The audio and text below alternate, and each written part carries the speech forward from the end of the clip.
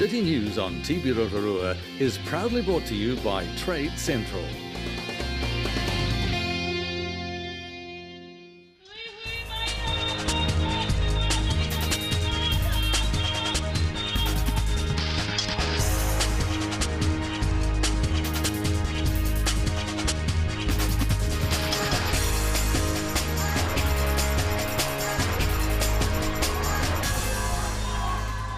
Kia ora Rotorua. Ahead in tonight's bulletin, producers of Maori Television's hit show Homai Te Pakipaki will be in town this weekend to hold regional auditions. New Zealand MasterChef winners Casey and Karina Bird are launching their cookbook For the Love Of at Stratosphere Restaurant in Skyline, and the 2015 ITM Cup rugby draw has been released. But first, Bay of Plenty Rugby has appointed Brendan Webby as the new Central Bay of Plenty manager. Mr Webby says his new role was established after an extensive strategic review carried out last year by the union, which highlighted the need for Bay of Plenty Rugby union representation on the ground in Rotorua. He says his main initial focus will be on relationships and communication. The Bay of Plenty Rugby Union undertook a pretty extensive strategic planning process over the last 18 months, where they obviously got feedback from key stakeholders, and as a result of all of that, they found the need to appoint a liaison or somebody in the Central Bay, and also a similar position in the Eastern Bay. And so my main role is really about the community game, helping to grow the community game, volunteers, attracting and keeping volunteers, making sure they're happy, and also helping to implement better representative team successes. Producers of Maori Television's hit show Homai Te Pakipaki will be in town this weekend to hold regional auditions. New this year is the local recording of the auditions for the show. Producer Erin Otamapo says auditions are open to people over the age of 12 and can include soloists, duets and trios. And auditions start at 12 p.m. on Sunday at St Faith Church Hall. New Zealand MasterChef winners Casey and Karina Bird are launching their cookbook For the Love Of at Stratosphere Restaurant at Skyline Rotorua next week. Casey and Karina's new cookbook has a very clear vision, with the philosophy being inspiration, not intimidation, with humble ingredients made special and flavour is queen. Local MasterChef fans and food lovers have the opportunity to attend the launch evening, with the experience including a return gondola ride, signed copies for the love of the book, of course, and the opportunity to mingle and talk with Casey and Karina, as well as experience the fine dining at Stratosphere, which also includes the latest mussel dish designed by the girls especially for the menu. Sounds good. Skyline General Manager Bruce Thomason says Skyline has been working closely in partnership with Casey and Karina since the $2 million renovation of Stratosphere Rotorua in November last year. The cookbook launch is on next Tuesday starting at 5:30 p.m. and as I say, it sounds like a good one. Well, the set is built and final dress rehearsals are underway for Rotorua Little Theatre's latest production On Golden Pond. Okay, on Golden Pond is a play. There's a cast of 6. We've got experienced actors with Wendy Burgess and Andrew Welsh. They've got a lot of experience. Also Ian Stabler, and we've got a mother and son pair have come on board, Rachel and James Bell. And I've only caught snippets of rehearsals so far, but what I've seen looks very good. And I think young James is going to do us proud. So, and we're very excited about the play. We've got a great cast, an experienced director, Jill Horn's the director of the show, and the play is a drama. And of course, this wonderful looking set was painted by and one of our members, a committee member as well, Warren Houston. Many will know him. He's a well-known musician and artist. The theatre's production of On Golden Pond opens next Wednesday, the 15th of April. In sport tonight, this year's ITM Cup rugby draw is out, with Bay of Plenty rugby fans looking forward to an exciting season involving afternoon matchups with traditional rivals and neighbours. Bay of Plenty Steamers will open their campaign at home against North Harbour on Friday the 14th of August. All teams host 5 of their 10 games and play one of those 10 games on a Wednesday evening, either at home or away. The top 4 teams in each of the Premiership and Championship at the end of the Week 9 round of competition will proceed to the semi-finals on the 16th and 17th of October. The winners of those then head to the finals the following weekend to determine the ITM Cup Premiership winner and the team who will be promoted from the championship. Rotorua has not yet secured a home game for the Steamers. However, events and venues staff are confident of securing a feature. We certainly hope so. For a full rundown of the 2015 ITM Cup draw, you can visit BOP Rugby, one word, boprugby.co.nz. Let's take a look at the weather now, Rotorua. For tonight, mainly fine, northwesterlies, an overnight low of 17. For tomorrow, Thursday, periods of rain, northwesterly breezes, a high of 20 and a low of 16. And the outlook forward to Friday, periods of rain, northwesterlies, a high of 19 and a low of 13. And out on the lake for the Lake Rotorua forecast, northerlies 10 knots, waves less than half a metre, fair visibility and occasional rain. And still to come in tonight's show, we visit John Paul College to find out about the school's latest musical production. AA Service Supervisor Bill Hunter has tips to keep your vehicle in top shape this winter. And we find out more about the Pillowcase Project.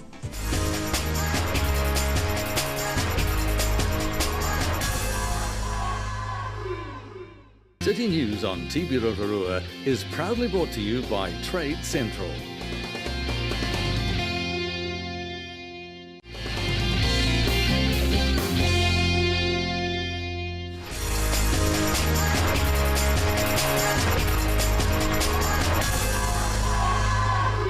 Well, you're incredibly lucky to live in our town. And why is that? Well, for a number of reasons, but a majority of them is because we have so many wonderful productions to hit our stage, and it's a great night out for you. But is a wonderful night out, especially when John Paul College come to the play with a new production every year. Beauty and the Beast. I know you know the story. I know you know it's a love triangle, but hey, Beauty and the Beast. I'd like to introduce you now to Candy Visser, who is the manager for this year's production. Hi, Candy. Hello, how are you? Candy, now you've got quite a unique background. You are from John Paul College, aren't you? I am. I spent some glorious years here, mostly in the drama room, so it's lovely to come back and be able to give back to the students like I was given. So now Beauty and the Beast, how exciting. Yes, it's really exciting. It's such a lovely story, and it really just brings an audience for everyone. You've got your young students and young people that can come along all the way up, and it just brings such a lovely story for everyone. Now the students that are playing the roles, was it easy enough to cast? Did they know the story? Majority of people did know the story. Few had to go and Google it, but everyone's really excited to come and get involved. We have a great reputation with our musicals. So no, we had quite a few come in and audition, and we got to pick the best, so it was great. That's right, and you do have a great reputation with your musicals, and they can't be cheap to put on. Tell me, how are they funded? No, well, we rely a lot on sponsorship. Also, we really rely on the community. We've been so fortunate. Rotorua Musical Theatre has given us a lot of props and sets and things like that, which has been fantastic. We also just rely on people getting behind us, and we often walk door to door and rely by that. Well, there you go. So it's all about the community getting involved and getting behind you. So how long have you been working on it for? Well, the students they work for 9 weeks. That's their rehearsal period, but I've been working since the beginning of last year, so it takes a lot to bring it all together and the organisation of it, yeah. Look, I'd like to meet a couple of your characters. I was wondering if you've got a couple about for me that I can meet. Definitely. We've got our Beast and we've got Belle, one of our main people, so yeah. Nice, I'll go meet them now. Now, you definitely can't be playing the role of the Beast, so you must be Belle. Yes, I am. What's your name? My name's Ariel. And have you been at part of drama for quite a while? No, actually, I've never really been involved in drama. It's really my first time, but it's a really good experience. It is a great experience. Really. Are you excited? Oh, definitely, yeah. And so with the role, are you very similar to the character that you're playing? I can't say I really am, although I suppose in some ways I can relate to the character, but I try not to involve myself into the character rather than be the character. And yeah. Absolutely. So how much practice do you put in? So we have a couple rehearsals every week, and so it's all right, but we're just slowly getting through it and schoolwork, and yeah. It's a huge commitment, would you say? It is. So you must be running on passion.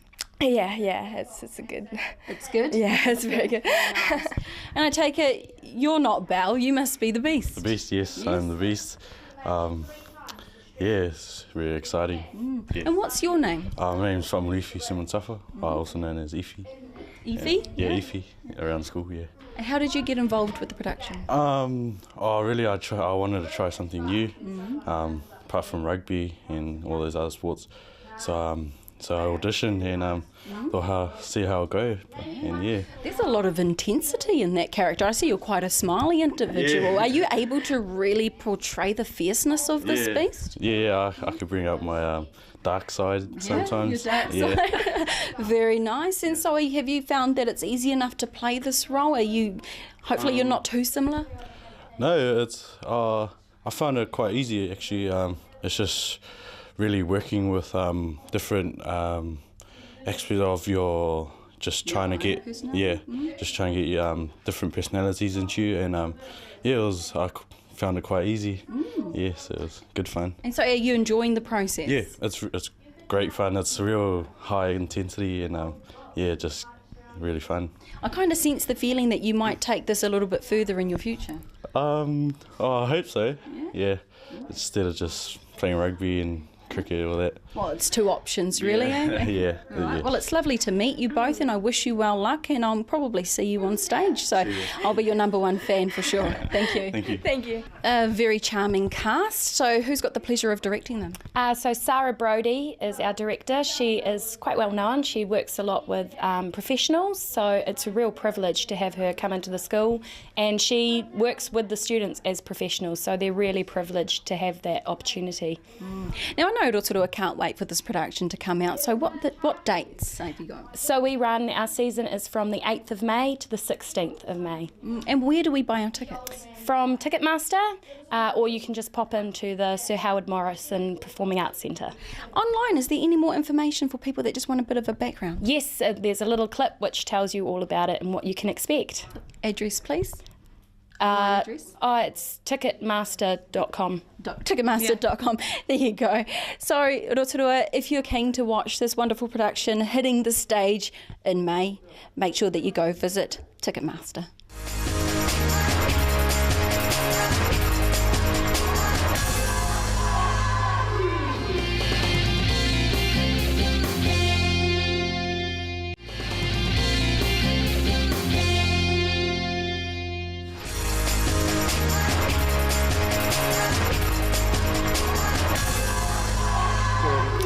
Kia ora everybody, I'm on Ferry Springs Road now outside the AA Auto Service and Repair Centre with the site manager, Bill Hunter. Kia ora, Bill. Good morning. Good morning to you. So it is a beautiful morning, but winter is on its way, and this morning we're going to be talking about how motorists can prepare themselves for a safe Rotorua winter on the roads. So first things first, you a local? Yes, absolutely. Yeah. Born and bred? Yep, pretty much. Yeah, so you know this place very well? Oh yeah. And you know the Rotorua winters? Yes, for sure. Yep. So you being in the business that you're in, what would be the most common thing that you would see come through the service and repair centre?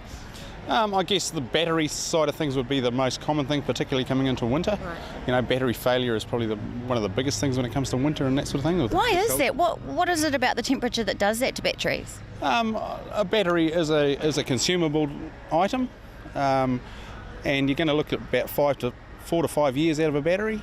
And when we get sudden changes in temperature, that's usually when a battery will show its fault. Start showing its age. Yes, absolutely. Like some of us. Yeah, yes. So often I will open up my bonnet and find like a white kind of residue, like a blue-white residue, almost like a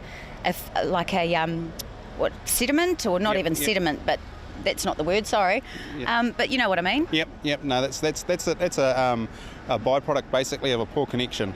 So what we need to do there is get that connection off the battery, give it a good clean up, and we often put a sealant on top of the battery terminal so that won't happen again. Oh, okay. Yeah, that was happening to me a lot. What about tyres and the wear and tear underneath the car, particularly being out in the wet, the rust and things like that, Yeah. Well, look, corrosion, that sort of thing is generally going to be picked up at a warrant of fitness. Tyres, that's one of those things you've really got to keep an eye on yourself, although they pass a warrant today, in a few days, in a couple of weeks' time, they may not. The way the law is written, it says that you're allowed 1.5 millimetres of tread across your tyre. Look, when you're driving on wet roads, you really need to make sure your tyres are up to scratch. We offer a free service, and most garages do. You can call in any time, we can check your tyres, and we can give you some good advice on that. Yeah, so, right. Yeah. And everyone loves a bit of free service because nothing much comes for free anymore, so free service is always nice. Yeah. But the advice? Yep, absolutely. We offer a free service when it comes to any of that sort of thing. We do free battery checks, free tyre checks. We're always forward with advice. Just call in and see us, and we can give you some good advice. So in terms of the driving around in the Rotorua conditions, we've got the wet mamakus out there. You're going past some of the intersections, the roadworks that are happening, that kind of thing. So what would you advise drivers watch out for this winter? Oh, look, the biggest thing, I guess, when you're driving on any open road, particularly if there's poor visibility, is drive with your lights on. Just drive to the conditions. Again, walk around your car, check your lights, make sure your lights are working. If you've got a dark coloured car and you're driving on a dark day, turn your headlights on, make sure that you can be seen. It's just common sense, really. Yeah. And the old windows, got to keep them clean. And often, you'll get the cars that have got the broken fog things, and it's really difficult. Or you've got winter in the morning with the jug of water. And so, are there any products that you can spray on your window screen to stop that? Oh, look, there are many products out there. I couldn't give you a specific on them. A lot of the parts suppliers around will give you something. The biggest thing is making sure your wiper blades are in good condition, your wipers are working efficiently, and also that your windscreen washer bottle is full of a detergent to wash that windscreen. So, yeah. All right, so just finally, for anyone that might want to get their car checked, if they come down to the AA Auto Service and Repair Centre, what kind of things are they going to be able to get looked at and get ready for winter? Well, we'll check under the bonnet. We'll make sure that all your fluid levels are okay, the drive belts are okay. We don't want any broken fan belts and that sort of thing. Obviously, we'll check your battery, your tyres. We do offer a safety check on a car. It takes about 15 minutes. It's only costs about $19, and we can run over your car, and it's basically like a very quick warrant of fitness check. But look, don't ever get complacent with just the safety check. There's other bigger checks that you really should get done on your car, like comprehensive brake checks, full servicing. Make sure that car's right up to scratch before you head into winter. Well, thank you very much, Bill, for your time. And how was your Easter, by the way? Did you have a good one? Oh, yes. Yeah? Yeah, very, very good. Plenty of chocolate? Oh, yeah. Too much. Bit too much, eh? Bit too much. Oh, well. Yeah. Good to be back at work, and thank you very much for having us on the first day back after the holidays, and hopefully everyone will have a safe and enjoyable winter. And if you need any help, come on down Ferry Springs Road. Thank you. Thank you.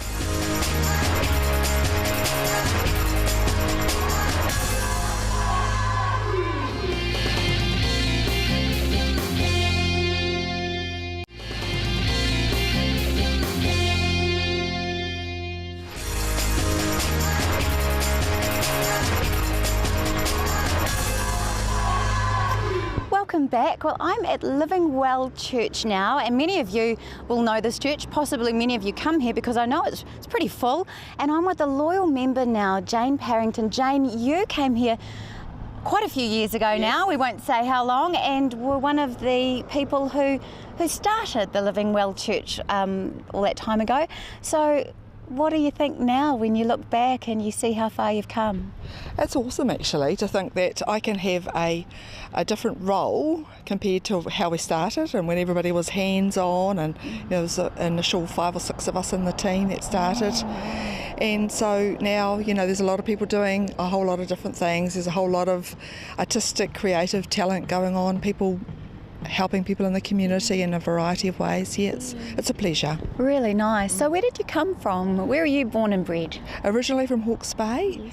And my husband got a job when we were, just before we got married, and so that hit us to the Bay of Plenty, and we stopped off at Poriki for a few years where he worked, and then into Whakatane, and that really was a move to to be with the church there. And that church then asked us to come with a team to start the church here. Yeah. So you've got some exciting things coming up shortly. Can you tell us about them? Well, at the moment I'm revisiting the project again a little earlier than I thought. I might do it later in the year, but with the cyclone in Vanuatu I thought, right, let's call the troops again, and people got on board and it's been fabulous. So this time the different thing that we're doing with making the clothing from pillowcases, mostly it's been skirts this time. Previously it was dresses, but for cultural reasons we chose skirts this time because when the children get to a certain age the shoulders need to be covered, and that's usually just after around about 5 years of age. Yes. So we decided a t-shirt and a skirt would be really good, so I designed a skirt made from the pillowcase but double layered, so it gave them, they may probably only get one skirt given to them, but at least that way they get two, as it were, out of one.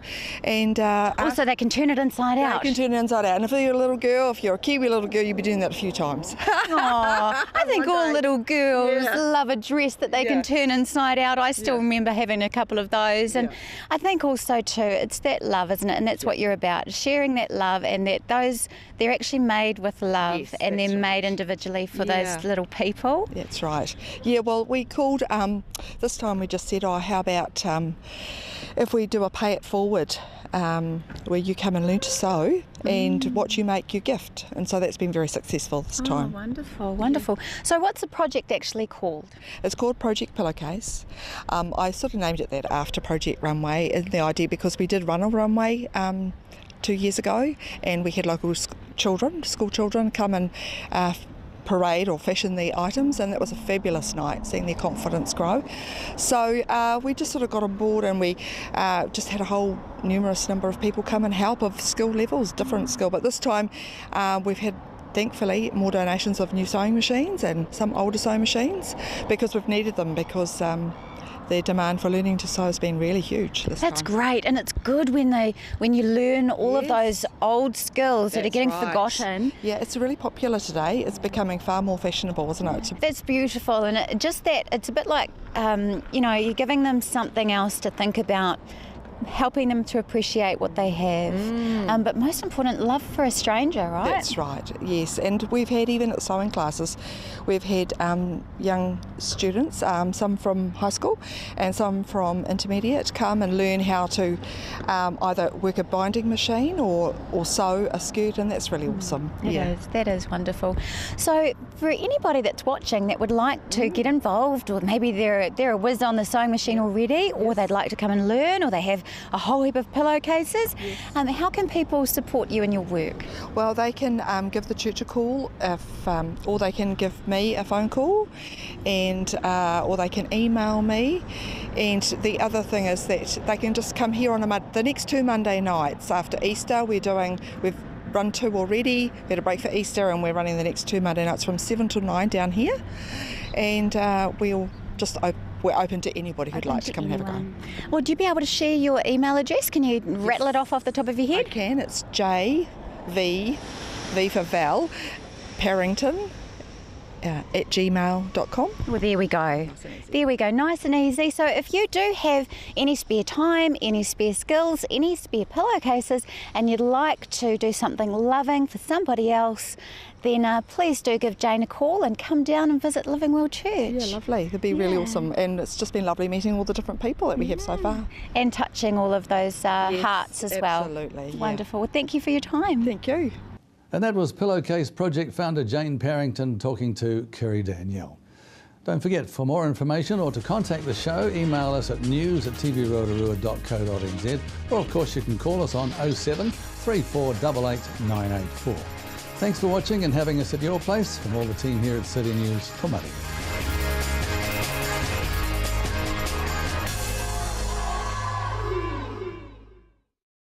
Supporting local content so you can see more of New Zealand on air. City News on TV Rotorua was proudly brought to you by Trade Central.